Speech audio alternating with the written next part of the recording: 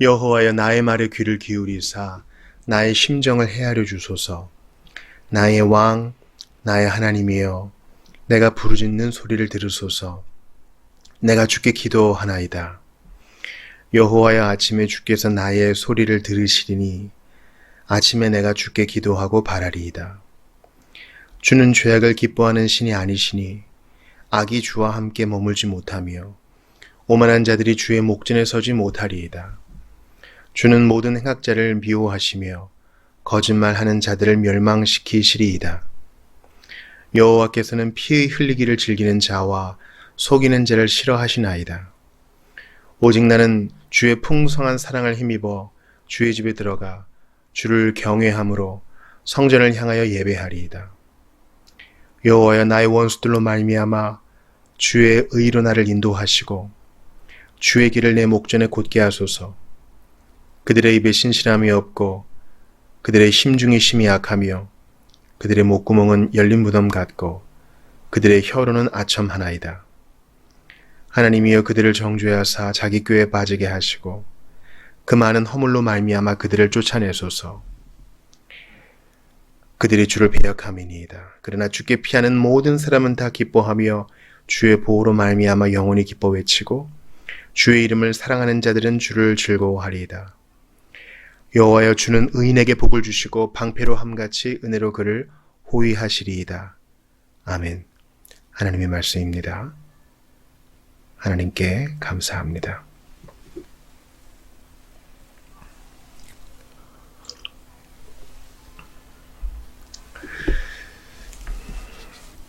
시편 5편을 통해 오늘 기도회 때 우리에게 주시는 주님의 음성을 듣기를 원합니다. 시편 5편은 어떤 상황이었을까요? 기자는 매우 궁급한 가운데 있는 것 같습니다.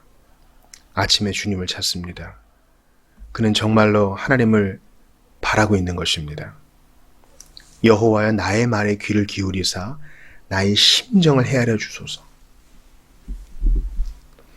하나님께 내 말 좀 들어주세요.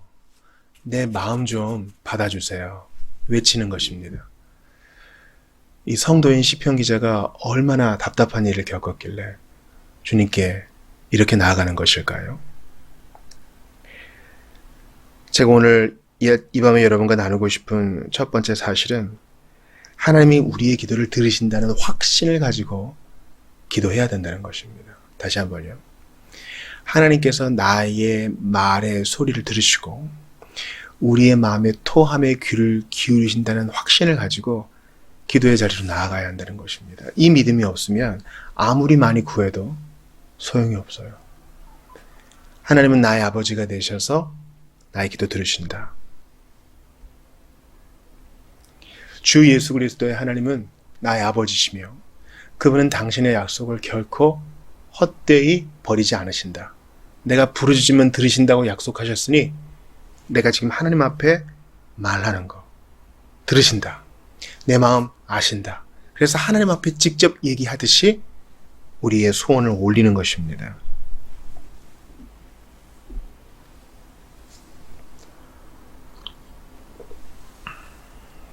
이 절에 보니까 그는 자신의 말을 들으시는 하나님을 이렇게 고백합니다.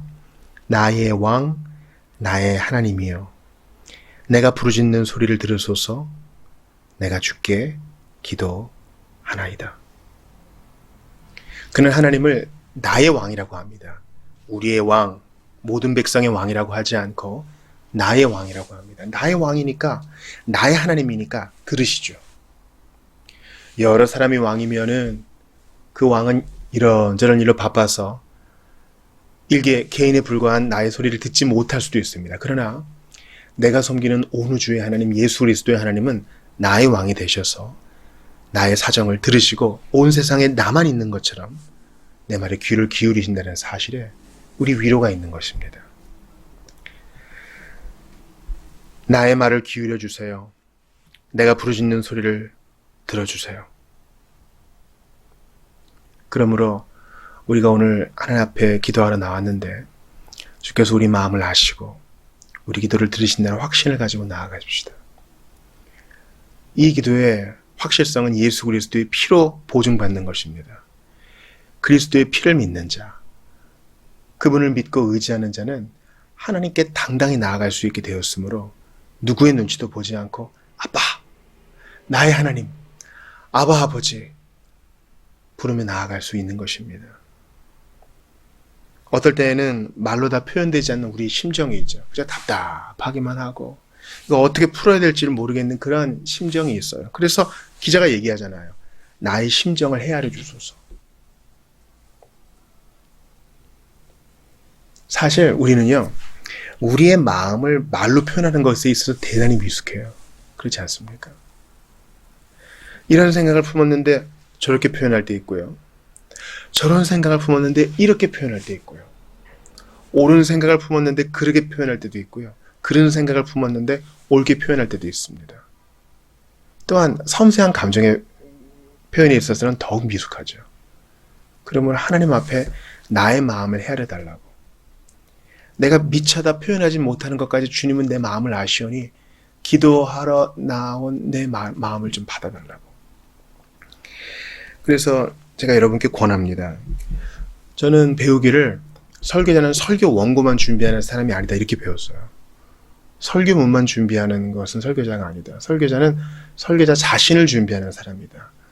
저는 이렇게 배웠습니다. 우리 기도자도 마찬가지입니다. 내가 지금 하나님 앞에 어떠한 미사여구를 사용해서 어떤 기도문을 사용해서 주님께 말씀드릴까? 이게 중요한 게 아닙니다. 주께서 내 말을 들으신다는 확신! 예수님이 말씀하셨죠. 아버지여 내 말을 들으시는 줄 아나이다. 우리도 그러한 확신을 가지고 나아갈 때 기도의 자세가 된 거예요.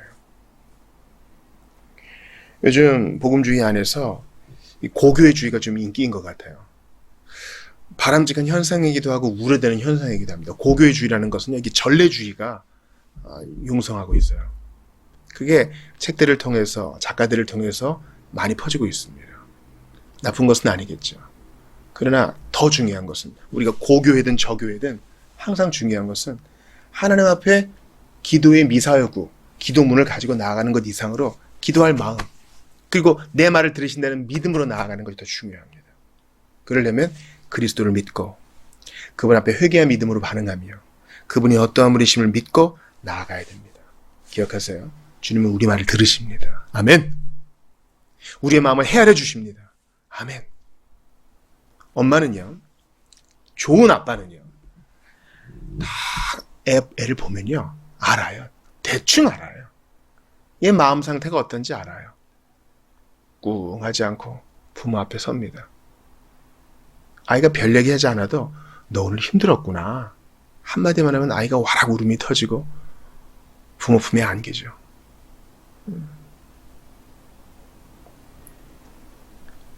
주께서 우리 마음을 아시고 내 말을 들으신다는 사실에 복음이 있습니다.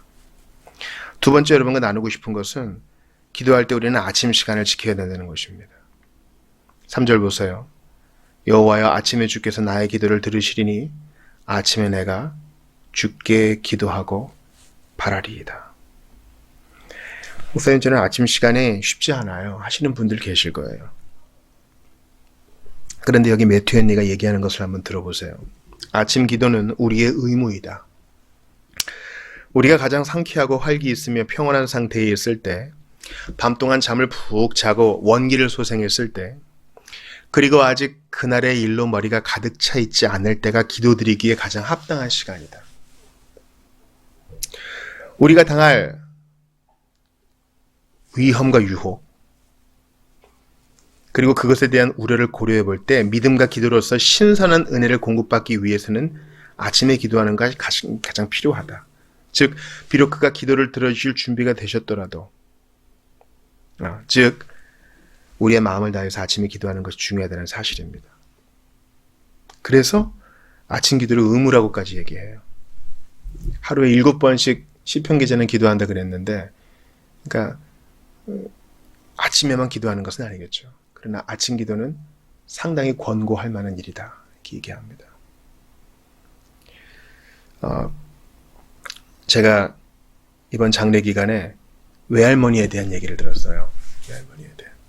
외할머니는 주무시기 전에 찬송 부르고 기도하고 성경 보고 또 아침에 일어나서 찬송 부르고 기도하셨다고 해요.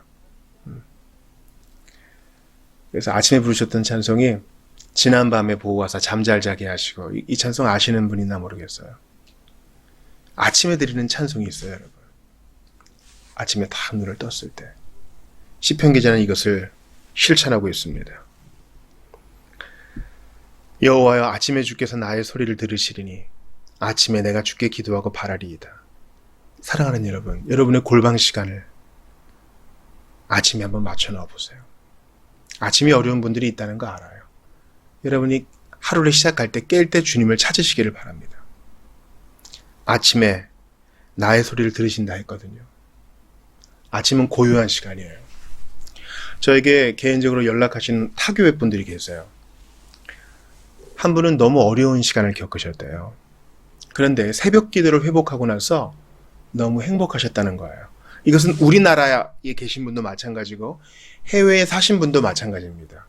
새벽 기도는 한국 교회만의 샤머니즘적인 전통이어서 우리는 그런 거 하지 않아도 기도 생활을 잘합니다. 하실 분은 뭐 상관없어요. 그런데 우리가 정말 군급하고 위태한 상황에 있을 때 아침에 기도 안 하면 언제 기도할까요? 밤에 기도할 수도 있겠죠. 그러나 이 고요한 시간을 타협할 수는 없습니다. 그래서 저는 많은 분들에게 권합니다. 아침에 기도하세요. 아침에 5분이 얼마나 귀합니까? 누구도 나를 괴롭히지 않아요. 하루의 의무가 내게 탁 닥쳐오기 전에 이 고요한 시간에 주님을 만나는 것은요, 우리 경건의 비결책이에요.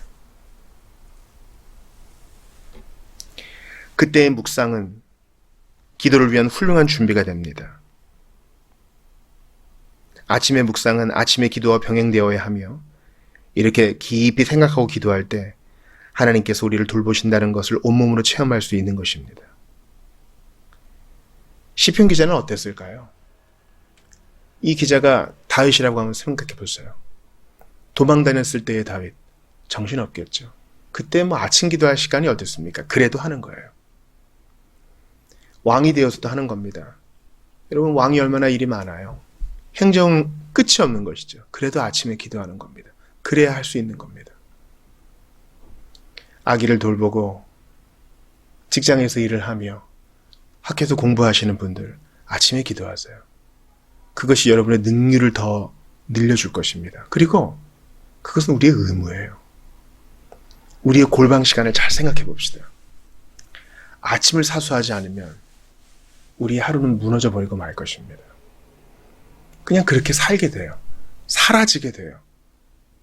아침에 주님을 만난 기억 없이 하루를 보내지 맙시다. 뭔가 각을 잡아가지고 성경 10장 읽고 기도 30분 하고 이렇게 맞추지 마시고 아침에 주님과 고요한 시간을 좀 가져보세요. 걷든 생각하든 무릎 꿇든 교회당에 가든 말이죠.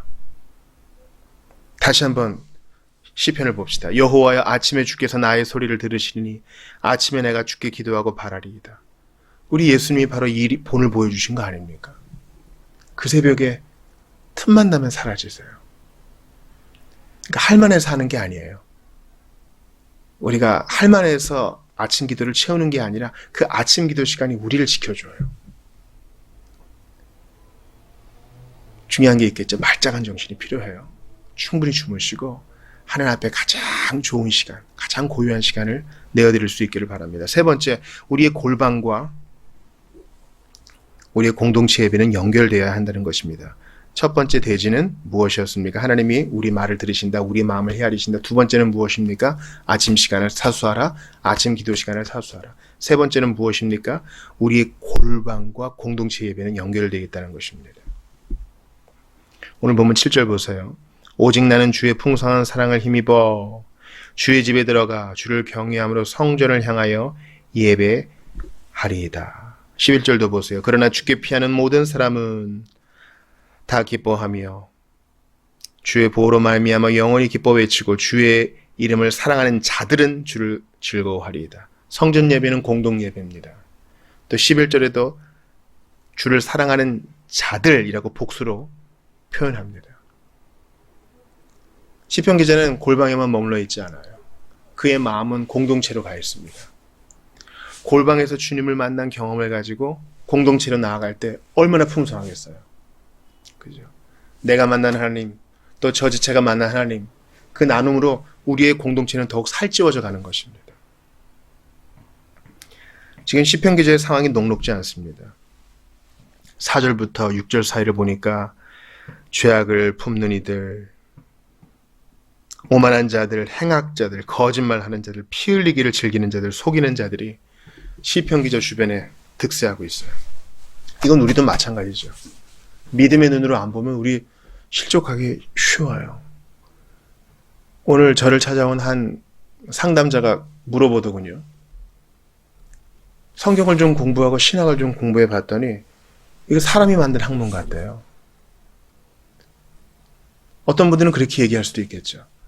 세상 돌아가는 꼴을 보니까 하나님이 안 다스리신 것 같아요. 교회사를 좀 공부해 보니까 사람들의 정치 노름이 전부인 것 같아요. 우리도 그렇게 위협을 받고 있어요. 시편 기자처럼요. 하나님이 다스리시나? 아닌 것 같은데. 오만한 자들, 행악자들, 거짓말하는 자들, 피 흘리기를 즐기고 속이는 자들 잘 되는 것 같은데. 그래서 우리의 골방 예배가 반드시 공동체로 나아가야 됩니다. 그렇게 격려를 안 받고 우리가 어떻게 버텨요? 당신도 그랬습니까? 근데 내가 오늘 공동 예배를 통해 다시 깨우치게 되었습니다. 그래도 하나님은 다스리시더군요. 저 형제를, 이 자매를 만드신 하나님이 온 세상을 통치하고 계시더군요. 그래도 주님은 다스리십니다. 우리가 이해하지 못할 뿐. 사랑하는 여러분, 우리는요, 너무 쉽게 생각하는 경향이 있어요. 요셉이 13년의 시간을 지나고 7년 이상의 시간을 지나 모든 회복되는 과정을 우리는 결과를 이미 알고 있죠. 그러나 그 과정을 겪는 사람은요, 이거 언제 끝나나? 안 끝날 수도 있겠다. 이런 마음을 갖게 돼요. 그 과정 속에 있는 사람은 고통스럽습니다. 공동체 예배는 그렇게 고통스러워하는 사람들이 서로 모여 주의 사랑으로 보듬으며 성령께서 보듬으시는 것을 경험하면서 서로 위안을 받고 파송되는 바로 그런 모임입니다. 교회는 그렇게 신비하고 영광스러운 모임이에요. 내가 너에게 자손을 주겠다. 아브라함이 20년 이상을 기다렸어요. 쉽지 않아요. 쉬운 일 아닙니다.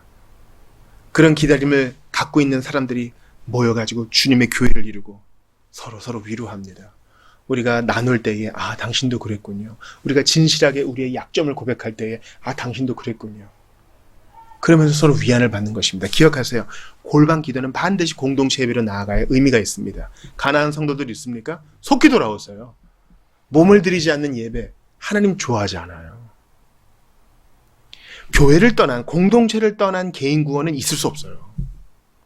비틀거리고 절뚝거려도 주님이 교회를 통해 일하시니 어찌됐든 공동체에 가입하셔야 돼요. 공동체에 가입한다는 것은 봉사를 많이 하고 내가 거기서 직분을 얻고 그것만을 의미하는 것은 아니에요. 운명 공동체가 되어서 형제와 자매로서 자기 책임을 다하고 나도 받고 나도 주고 그렇게 유무상통하는 것입니다. 다시 한번 7절을 보세요. 오직 나는 주의 풍성한 사랑을 힘입어 주의 집에 들어갑니다. 거기 나와 같은 자들이 있어요. 그래서 거기서 주를 경외함으로 함께 성전을 향하여 예배합니다. 나 혼자 있을 때는 세상에서 내가 제일 불쌍한 사람이에요. 나는 가정에 어려움이 있고 나는 건강에 문제가 있고 나는 성격상 결함이 있고 그리고 남들에게 다 얘기하지 못하는 중독의 문제도 있고 이상한 취향이 있고 그리고 나는 돈도 많이 없고 나름대로 약점도 있고 열등감도 있는데 주변을 보니까 그 문제를 이미 갖고 있고 해결되어 가고 있고 또 해결된 이들이 있어요. 그들이 우리의 형제와 자매입니다. 주님이 만드시고 계세요. 나로만 시선이 향해져 있었던 이 문제가 공동체 예배로 나아가니까 해결이 되어요. 주님을 바라보게 되고 지체들을 바라보게 됩니다. 여러분 이런 문구 많이 보실 거예요. 지금은 나라와 민족을 위해서 기도할 때다. 맞는 말이에요. 우리도 이제 좀 이따가 나라와 민족을 위해 기도할 거거든요. 근데 성경에는요. 일단 그런 자꾸적인 표현은 없어요. 그렇죠? 성경은 뭐라고 얘기해요? 먼저 그의 나라와 먼저 하나님의 나라와 하나님의 백성을 위해서 기도하라 그러죠. 그래서 공동체는 필수적이에요. 20대 젊을 때는요. 나라와 민족을 위해서 피 묻은 그리스도의 복음을 전하고 맞는 말이에요. 그러나 주님은 먼저 하나님의 나라와 그의 백성을 위해서 기도하라고 말씀하세요. 주님은 이 교회를 위해서 목숨을 버리셨습니다. 각 개인을 위해서 목숨을 버리신 것도 맞는데 주님은 택자들을 위해서 죽으셨거든요. 그러니까 이 교회가 얼마나 귀해요. 피 흘려 사신 교회를 늘 사랑합니다. 오늘의 대지를 한번 정리해 보겠습니다. 첫 번째, 주님은 우리의 기도를 들으세요. 우리의 말을 들으세요. 우리의 마음을 받으세요. 헤아려 주세요. 두 번째, 아침의 개인 기도, 아침의 골방 기도는 필수 의무라는 것입니다. 세 번째, 우리의 골방 기도는 반드시 공동체 예배로 나아가야 한다는 것입니다. 사랑하는 여러분, 주 예수 그리스도께서 우리를 구원하셔서 마음이 답답함이 있을 때마다 골방으로 뛰어들어가 주님 앞에 탄원할 수 있게 길을 열어주셨어요. 할렐루야. 주 예수 그리스도께서 나 같은 자를 위해 십자가에 달리시고 죽으시고 부활하심으로 이제 교회로 우리를 불러 모으사 영광스러움을 맛보게 하시고 마침내 그 나라 갈 때까지 천국 맛을 보며 위로받게 하셨어요. 할렐루야. 그리고 주 예수님을 생각해 봅니다. 그분은 자신만을 위해 살지 않으셨어요. 우리를 위해 오셨고, 우리를 위해 나셨고, 우리를 위해 사셨으며, 우리를 위해 고난받으셨고, 우리를 위해 수치를 견디셨으며, 우리를 위해 죽임 당하셨고, 우리를 위해 음부에까지 내려가셨으며, 음부의 고통을 받으셨으며, 우리를 위해 부활하셨고, 우리를 위해 40일간 자신을 보이셨으며, 우리를 위해 승천하셨고, 지금도 우리를 위해 보좌 우편에서 기도하고 계십니다.